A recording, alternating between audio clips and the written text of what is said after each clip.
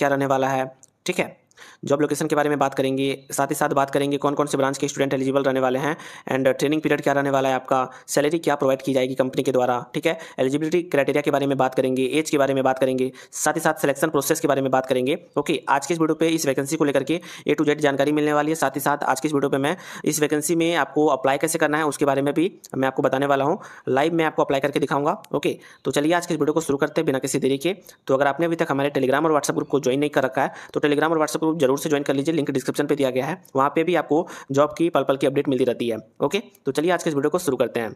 तो L&T company में जो वैकेंसी आई हुई है वो डिप्लोमा इंजीनियर ट्रेनिंग की पोस्ट पे वैकेंसी आया हुआ है, ठीक है। और यहाँ पे जो जिन्होंने डिप्लोमा 2022 में कंप्लीट किया है या फिर 2023 में कंप्लीट किया है या फिर 2024 में डिप्लोमा कंप्लीट करने वाले हैं, आप सभी इस वैकेंसी के लिए एलिजिबल हैं। ओके, यहाँ पे क्वालिफिकेशन डिप्लोमा मांगा गया है। ओके, और यहाँ पे किसी भी प्रकार का एक्सपीरियंस नहीं मांगा गया है। आप सभी जो भी फ्रेशर हैं आप एलिजिबल हैं। अगर आप अपेयरिंग में भी हैं तो आप भी एलिजिबल हैं। ओके, अब बात करते हैं यहाँ पे इस वैकेंसी में जो आपका जॉब लोकेशन रहने वाला है वो पैन इंडिया रहने वाला है। जी हाँ, तो देखिए पैन इंडिया मतलब कि ऑल ओवर इंडिया में जहाँ भी L&T कंपनी का प्रोजेक्ट चल रहा होगा वहाँ पे आपका पोस्टिंग हो सकता है, ठीक है।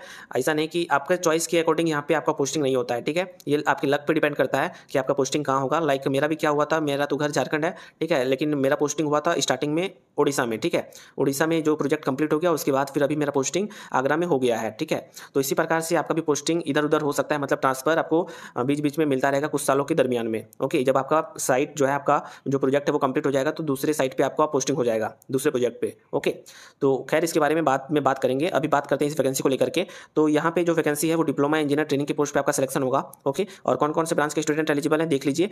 Civil, mechanical, electrical, mechatronics, electronics and instrumentation, automobile, environmental, health and safety, fire safety, environmental, computer science, information technology and instrumentation and control survey, ये सभी जो ब्रांच के स्टूडेंट हैं आप सभी एलिजिबल हैं इस वैकेंसी के लिए, ठीक है। तो यह जो इस वैकेंसी में मैं आपको बता देता हूँ, यह जो DT का पीरियड रहने वाला है, सबसे पहले अगर आप इस कंपनी को ज्वाइन करते हैं तो DT के पोस्ट पे आपका सिलेक्शन होगा और ये आपका ट्रेनिंग पीरियड आपका 1 ईयर का ट्रेनिंग पीरियड रहता है, ठीक है। 1 ईयर के ट्रेनिंग पीरियड के बाद जो आपको यहाँ पे परमानेंट कर दिया जाता है इस कंपनी में। ओके, और 1 ईयर का जैसे आप ट्रेनिंग कंप्लीट कर लेते हैं तो उसके बाद आपको S1 कैडर आपका मिलता है, ठीक है। S1 कैडर के आप हो जाते हैं। ओके, और आपका जो सैलरी है वो बढ़ जाता है। ओके, सैलरी कितना बढ़ता है वो सब के बारे में अलग से बात करेंगे, लेकिन हाँ मैं इतना बता रहा हूँ सैलरी बहुत ही अच्छी होती है, ठीक है। एक हैंडसम सैलरी आपको प्रोवाइड की जाती है इस कंपनी में, ठीक है, एक डिसेंट सी सैलरी, ठीक है। तो सैलरी को लेकर के आप टेंशन मत लीजिए, सैलरी आपको अदर कंपनी से काफ़ी ज़्यादा सैलरी यहाँ पे मिलेगी अगर आप डिप्लोमा करके ज्वाइन करते हैं इस कंपनी को तो। ओके, सैलरी को लेकर के भी मैं अलग से वीडियो बनाऊंगा कि इन हैंड सैलरी क्या मिलती है और क्या क्या PF वगैरह कितना करता है A to Z, उसको लेकर के भी अलग से वीडियो बनाऊंगा। ओके, तो अभी बात करते हैं ओवरऑल एक CTC के बारे में, एक नॉर्मल आइडिया। जब आप ट्रेनिंग पीरियड पे रहते हैं तो आपको कितनी सैलरी कंपनी प्रोवाइड करेगी। तो फर्स्ट ईयर पे जो आपका सैलरी रहने वाला है, अगर आपका पोस्टिंग ऑफिस जॉब अगर आपको मिलता है तो 2.5 लाख आपका सैलरी रहेगा। ओके, 1 ईयर का मतलब 2.5 लाख पर एनम। ओके, और उसके बाद अगर आपका पोस्टिंग साइट में होता है, ठीक है, तो साइट वाले को जो सैलरी है वो थोड़ा ज़्यादा मिलती है, 2.97 लाख, मतलब अप्रोक्सीमेट आप बोल सकते हैं 3 लाख मिलती है, 3 लाख का पैकेज रहता है। ओके, और सेकंड ईयर तो बोलिए मत, अच्छा सैलरी हो जाता है, बहुत ही अच्छा, समझ गए। ओके, तो अब बात करते हैं एलिजिबिलिटी क्राइटेरिया के बारे में। तो यहाँ पे डिप्लोमा 3 ईयर का डिप्लोमा आपके पास होना चाहिए और आपका जो डिप्लोमा है वो 30 जून 2024 से पहले अगर आपने डिप्लोमा कंप्लीट अगर हो जाता है तो आप एलिजिबल हैं इस वैकेंसी के लिए। ओके, और आपका यहाँ फुल टाइम डिप्लोमा होना चाहिए, ठीक है। और यहाँ पे किसी भी प्रकार का बैकलॉग नहीं होना चाहिए, अगर बैकलॉग है तो आप एलिजिबल नहीं है साहब। ओके, और एज जो है आपका वो एज यहाँ पे डेडलाइन दिया गया है 1 जुलाई 2002 से 30 जून 2006 के बीच में अगर आपका डेट ऑफ बर्थ है तो आप एलिजिबल हैं, ठीक है। और यहाँ पे बात करते हैं सिलेक्शन प्रोसेस के बारे में भी बात कर लेते हैं। तो यह जो सबसे पहले क्या करना है, इस वीडियो के डिस्क्रिप्शन पे एक लिंक मिलेगा, उस लिंक पे क्लिक करके आप डायरेक्टली इस वाले पेज इंटरफेस पे आप पहुंच जाएंगे, ठीक है। यही है आपका एप्लीकेशन फॉर्म। तो सबसे पहले जो आपका स्टेप रहने वाला है, एप्लीकेशन फॉर्म को आपको सबमिट करना होगा, मतलब वैकेंसी के लिए आपको आवेदन करना होगा, अप्लाई करना होगा। अप्लाई करने के बाद अगर आपका प्रोफाइल शॉर्टलिस्ट होता है, आपका CV शॉर्टलिस्ट होता है, आपका क्वालिफिकेशन वगैरह अगर कंपनी वाले को जो HR टीम को लगता है कि हाँ आप सही कैंडिडेट हैं, आपका मार्क्स वगैरह सब कुछ सही है और आप मतलब आपका प्रोफाइल अगर शॉर्टलिस्ट होता है तो फिर उसके बाद आपका एक एग्ज़ाम कंडक्ट कराया जाएगा, ऑनलाइन एग्ज़ाम कंडक्ट कराया जाएगा, ठीक है।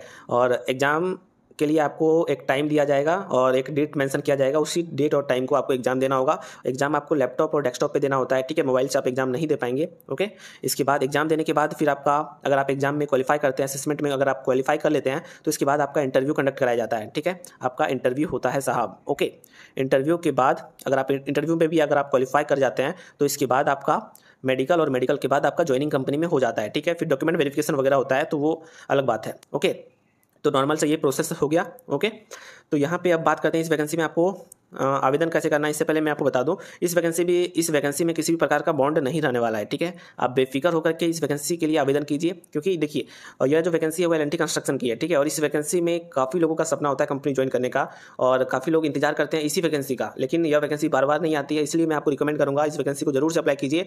बाद में फिर ये मत बोलिएगा कि लेट हो गया साहब, वैकेंसी में अप्लाई नहीं कर पाए, ठीक है। तो आप जरूर से अप्लाई कीजिए, ठीक है। फैसिलिटी और सैलरी को लेकर के आप टेंशन मत लीजिए, काफ़ी डिसेंट सैलरी आपको प्रोवाइड की जाएगी कंपनी के द्वारा, और अच्छी फैसिलिटी आपको कंपनी में मिलती है, ठीक है। और चलिए अब बात करते हैं इस वैकेंसी में आपको आवेदन कैसे करना है, अप्लाई कैसे करना है। तो वीडियो के डिस्क्रिप्शन पे आपको लिंक मिल जाएगा, लिंक पे क्लिक करते ही आप कुछ इस प्रकार के इंटरफेस पे पहुंच जाएंगे। जैसे आप नीचे स्क्रॉल करेंगे, स्क्रॉल करने के बाद यहाँ पे सबसे पहले आपको बेसिक डिटेल फिल करना होता है, ठीक है। जैसे सबसे पहले आपको यहाँ पे एक फोटोग्राफ अपलोड करना है, ठीक है। देखिएगा थोड़ा अच्छा फोटो अपलोड कीजिएगा, ठीक है। अपलोड करने के बाद यहाँ पे देखिए कौन सा फोटो अपलोड करना है, 2 MB के नीचे का आपका फोटो होना चाहिए, और फॉर्मेट जो होगा वो PNG के फॉर्मेट में होना चाहिए या फिर JPEG के फॉर्मेट पे आपको फोटो अपलोड करना है, ठीक है। लड़कियाँ ज़्यादा मेकअप मत कीजिएगा, ठीक है, वरना कोई बात नहीं।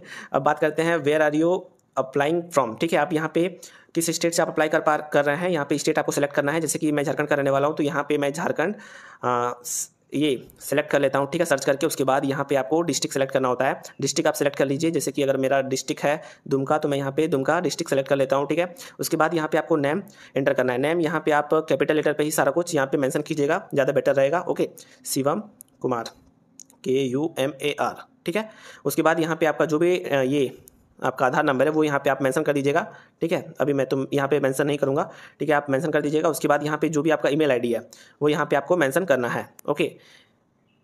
उसके बाद यहाँ पे ईमेल आईडी मेंशन करने के बाद इसके बाद यहाँ पे आपको क्या करना है, यहाँ पे आपको मोबाइल नंबर एंटर करना है। मोबाइल नंबर एंटर करने के बाद यहाँ पे आपको वेरीफाई करना है। वेरीफाई नंबर पे क्लिक करके OTP जब से आप एंटर कीजिएगा तो आप वेरीफाई कर लीजिएगा। इसी प्रकार से आपको ईमेल को भी वेरीफाई करना होगा, ठीक है। उसके बाद नीचे आ जाइए, डेट ऑफ बर्थ यहाँ पे सेलेक्ट कर लीजिए। डेट ऑफ बर्थ कब से कब तक का होना चाहिए वो आपको मैंने ऑलरेडी बता दिया है, ओके। अब यहाँ पे जेंडर आप सेलेक्ट कर लीजिए, मेल है फीमेल है कि अदर्स हैं वो आप यहाँ पे सेलेक्ट कर लीजिएगा, ओके।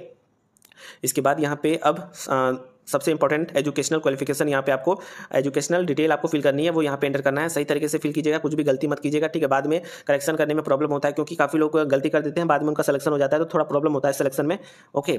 मतलब ज्वाइनिंग के टाइम थोड़ा प्रॉब्लम होता है, ठीक है। तो यहाँ पे मैं आपको बता दूँ 10th का आप जो भी आपका परसेंटेज है वो यहाँ पे एंटर कीजिए। उसके बाद 12th का परसेंटेज एंटर कीजिए। उसके बाद यहाँ पे जो कॉलेज स्टेट है, किस कॉलेज में आपका स्टेट है, सॉरी किस स्टेट में आपका कॉलेज है, ठीक है, वो यहाँ पे एंटर करना है। जैसे कि मैं धनबाद पॉलिटेक्निक कॉलेज से पास आउट हूँ, तो यहाँ पे मैं झारखंड सेलेक्ट कर ले रहा हूँ, कॉलेज स्टेट झारखंड, ओके। इसी प्रकार से यहाँ पे कॉलेज डिस्ट्रिक्ट धनबाद है मेरा, तो मैं धनबाद यहाँ सेलेक्ट करता हूँ। इसी प्रकार से जो भी आपका जिस डिस्ट्रिक्ट में है आपका कॉलेज वो आप यहाँ पे सेलेक्ट कर लीजिएगा, ओके। उसी प्रकार से आप यहाँ पे कॉलेज नेम यहाँ पे एंटर कीजिए। कॉलेज नेम के बाद यहाँ पे मतलब सेलेक्ट करना है। उसके बाद फिर आप क्वालिफिकेशन यहाँ पे एंटर कर लीजिए, ओके। क्या है क्वालिफिकेशन, डिप्लोमा है तो डिप्लोमा कीजिए, उसके अलावा कोई ऑप्शन भी नहीं है।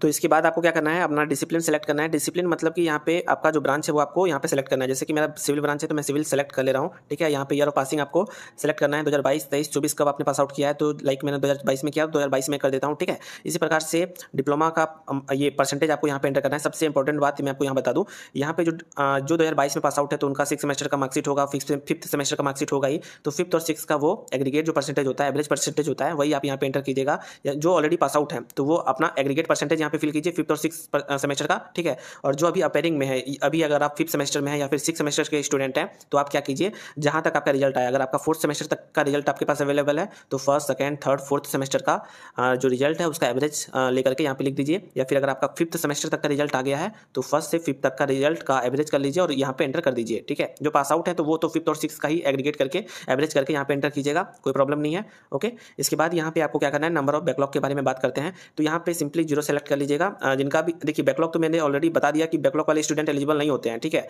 तो यहाँ पे सिंपल से 0 आप सेलेक्ट कीजिए, ओके। नहीं तो अब वैसे भी आपको इन्विटेशन नहीं आएगा एग्जाम वगैरह देने का, ठीक है। आप यहाँ पे 0 कर दीजिएगा, ओके। उसके बाद यहाँ पे कॉलेज टाइप यहाँ पे सेलेक्ट करना है। कॉलेज टाइप क्या है, ऑटोनॉमस है, गवर्नमेंट है या फिर प्राइवेट है। तो मैंने गवर्नमेंट पॉलिटेक्निक से किया है तो गवर्नमेंट सेलेक्ट कर लेते हैं। जो भी आपने अगर आपने प्राइवेट से किया तो प्राइवेट सेलेक्ट कीजिएगा, ठीक है। मोड ऑफ स्टडी के बारे में बात करते हैं। तो यहाँ पे आप फुल टाइम डिप्लोमा किया है या फिर पार्ट टाइम। देखिए पार्ट टाइम और डिस्टेंस वाले तो एलिजिबल ही नहीं है, तो सिंपल से आप फुल टाइम सेलेक्ट कीजिए अगर आपने फुल टाइम किया है तो, ठीक है। उसके बाद यहाँ पे सबसे इंपॉर्टेंट आपको रिज्यूमे यहाँ पे अपलोड करना है, ठीक है। तो आपका जो रिज्यूम है वो आपका 2 MB के नीचे का होना चाहिए, ठीक है।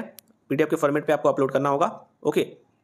जैसे आप PDF को अटैच कर देते हैं उसके बाद यहाँ पे एक्नॉलेजमेंट एंड डिक्लेरेशन आप पढ़ लीजिएगा, इस पर टिक कर दीजिए, ठीक है। आप पढ़ के टिक कीजिएगा, ठीक है। हो सकता है कुछ ज़मीन जायदाद आपका ले लिया जाए, इसलिए एक बार टर्म एंड कंडीशन को पढ़ लीजिए, ठीक है।